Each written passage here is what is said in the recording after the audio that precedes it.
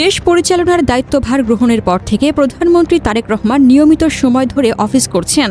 বিশেষ কোনো কাজ না থাকলে তিনি সকাল ৯টার মধ্যে সচিবালয়ের অফিসে ঢুকে পড়ছেন।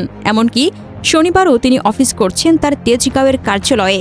এদিকে প্রধানমন্ত্রীর সঙ্গে পাল্লা দিয়ে অফিসে হাজির হচ্ছেন শীর্ষ কর্মকর্তারাও। অতীতের অভ্যাস পরিবর্তনে একটু সময় লাগলেও সচিবরা চেষ্টা করছেন সকাল ৯টার মধ্যে অফিসে ঢুকতে।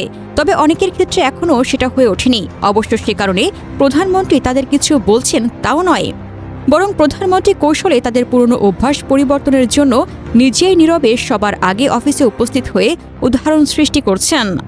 সোমবার সকাল ৮:৩০টায় সচিবালয়ে সরেজমিনে ঘুরে দেখা গেছে অধিকাংশ সচিব সকাল ৮:৩০ থেকে অফিসে ঢুকতে শুরু করেছেন। অনেকের ঢুকতে ৯:৩০ও বেজে গেছে। আবার সকাল ৯:৩০টার পরেও অনেকে অফিসে ঢুকতে পারেননি। সমালোচকরা বলছেন, প্রধানমন্ত্রীর উপস্থিতি দেখে অনেকে অভ্যাস পরিবর্তন করে ফেলেছেন। তারা নির্দিষ্ট সময়ে অফিসে হাজির হচ্ছেন, আর যারা অভ্যাস পরিবর্তন করছেন না তারা অনেকটা ড্যাম কেয়ার।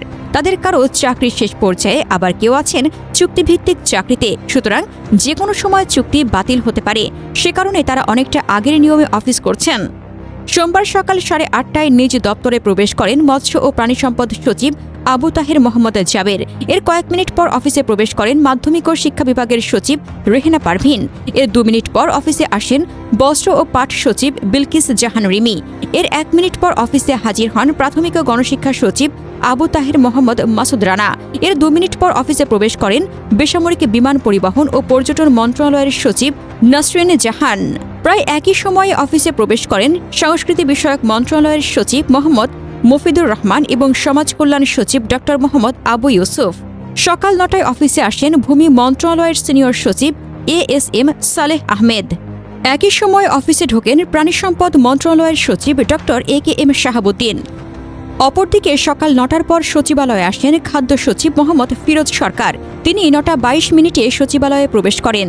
এর কয়েক মিনিট পর সচিবালয়ে প্রবেশ করেন দুর্যোগ ব্যবস্থাপনা ও ত্রাণ সচিব মোহাম্মদ সাইদুর রহমান খান এবং কৃষি সচিব ইমদাদ উল্লাহ মিয়ান।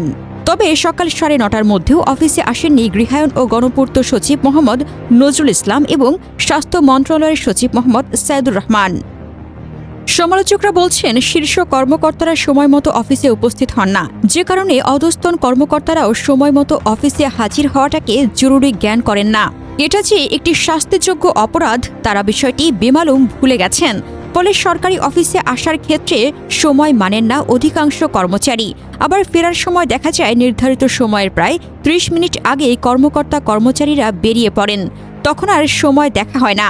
এখানেই শেষ নয়, সচিবালয়ের দপ্তরগুলো সকাল ৮:৩০টার আগে পরিষ্কার পরিচ্ছন্ন করে রাখার কথা থাকলেও সকাল ৯টার পরও অনেক ক্লিনারকে কর্মচারীদের রুম ধোয়া মোছা করতে দেখা গেছে। ফলে ধুলাবালির মধ্যে অফিস করতে হয় কর্মকর্তাদের। জানতে চাইলে মৎস্য ও প্রাণী সম্পদ সচিব আবু তাহের মোহাম্মদ জাবের যুগান্তরকে বলেন, আমি চাকরি জীবনের প্রথম দিন থেকেই সকাল ৮:৩০টায় অফিস করি।